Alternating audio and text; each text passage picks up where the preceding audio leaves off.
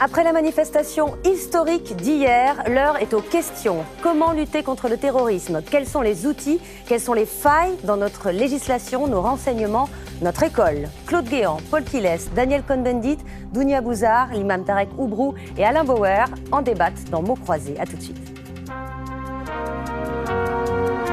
Tous Charlie hier, un peuple uni dans la rue pour dire non au terrorisme, à la barbarie et à la peur après les attaques contre Charlie Hebdo, les clients juifs d'un hypermarché Kasher, attaques qui ont coûté la vie à 17 personnes. Et maintenant, qu'allons-nous faire? Comment combattre le terrorisme? Comment combattre l'ennemi intérieur et surtout proche de Manuel Valls, on peut le dire. Bonsoir. Vous pouvez réagir bien sûr sur les réseaux sociaux, #mots croisés, et certains de ces tweets apparaîtront à l'antenne, pas les insultes, bien sûr. Alors, avant d'en venir... C'était pas tout le peuple. Même sur la mobilisation exceptionnelle d'hier, alors si le peuple n'était pas uni en tout cas, le 11 janvier 2015 restera dans l'histoire comme le jour où la France s'est rassemblée massivement pour condamner d'une même voix la violence, l'antisémitisme, le terrorisme. On va y revenir, mais d'abord, on regarde donc quelques images de cette journée historique. L'esprit du 11 janvier, selon vous? Hier. Et pour vous, Claude Guéant, c'était plutôt des causes profondes. Alain Bauer, vous pensez qu'elle était déjà présente, mais avec cette cinquantaine, il y a un risque de montée, d'explosion de la part donc plutôt en direction des musulmans, de se prononcer. Il notamment est prononcé, par, mais... Alors, les musulmans doivent... Tour de parler, je voyais que vous vouliez prendre la parole. Très sympa aussi, même, avec M. Il y Guéant. a des manifestations anti-musulmans qui rassemblent des milliers de personnes, 25 000 aujourd'hui encore, Ouais, mais à Brest. 150... Il faut toujours dire ça sur C'est pour ça que je adresse, dis, mais à et chaque Leipzig. semaine, aussi Ces sous ce terroristes nom-là. qui sont la purification interne. On a commencé à évoquer cette lutte. Le ministre de la Défense, Jean-Yves Le Drian, a annoncé que 10 000 soldats seraient envoyés sur les points sensibles dans les écoles juives. De l'Intérieur, Bernard Cazeneuve a même décidé de nommer un préfet coordinateur.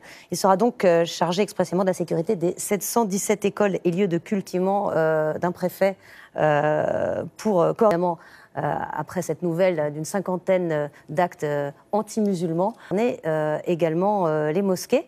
Éventuellement les... Kasher, samedi, il a rappelé que les Juifs avaient toute la France. Il répondait en quelque sorte à l'appel du Premier ministre israélien, Benjamin Netanyahou. Regardez, le Premier ministre israélien inspire ces départs, cette peur. Il faut dire aussi qu'il y a des... Bon, je sais qui s'est invité.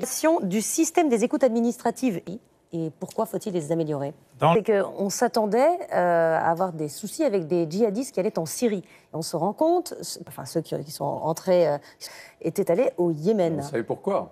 Autant l'intervention en Sahel est soutenue d'influence de la France. Ouais, mais c'est pas la France, je sais pas, maintenant on verra, mais il faut donner la possibilité à... Sarkozy, alors bon, il a proposé le fameux PNR, alors ça c'est bloqué, c'est l'Europe qui bloque, donc pour le coup il peut toujours le proposer. Autre Je pense qu'il faut dire symbolique.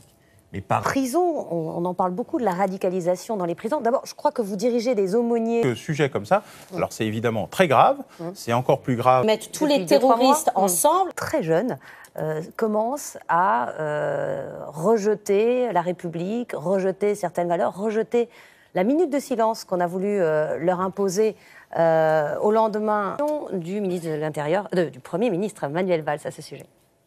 Moi, pas les retours historiques, mais comme vous avez dit petit 1 tout à l'heure, et vous avez commencé avec ça dure un petit peu. Nous sommes au début de la guerre des sports. Revenu pour vous aussi. Je partage totalement. Merci à tous d'être venus débattre. Merci à Brigitte Benkemoun, rédactrice en chef, Nicolas Yomi à Mounategui, à Kadour à la coordination. Vous avez maintenant rendez-vous avec Gérard Holtz et son bivouac.